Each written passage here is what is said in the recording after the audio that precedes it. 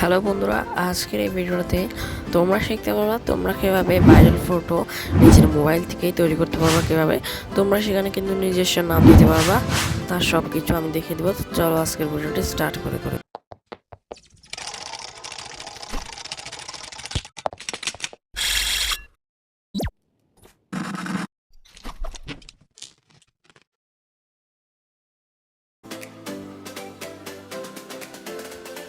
আমরা একটি অ্যাপ্লিকেশনের প্রয়োজন হবে। সেই অ্যাপ্লিকেশন আমি ঢুকে গেলাম। আপনাদের কিন্তু এই অ্যাপ্লিকেশনের যে লিঙ্ক আমি ডিসক্রিপশন বক্সে দিয়ে রাখবো।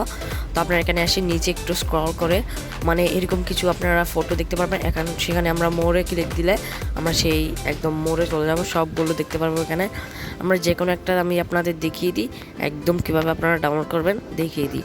সেখানে যাবেন এবং এখানে আপনারা নিজের নামটাও বসিয়ে দিতে পারবেন।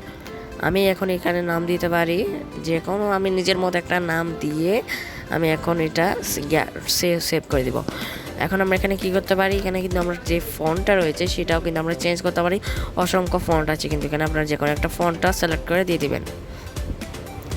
আমি একটা ফন্ট সিলেক্ট করলাম, সেটা এখন আমি ভালোভাবে বসিয়ে দিলাম।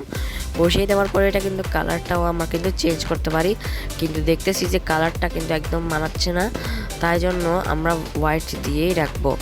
এখন আমরা এটা ডাউনলোড করার জন্য কোনায় অপশানে ক্লিক দিলাম, দেওয়ার পর সেভ অ্যাম্বলাম দিলেই এখানে এটা কিন্তু একদম ডাউনলোড হয়ে যাবে। এটা কিন্তু আমার গ্যালারি থেকে দেখাচ্ছি, এটা কিন্তু ডাউনলোড হয়ে গেল আমার গ্যালারিতে।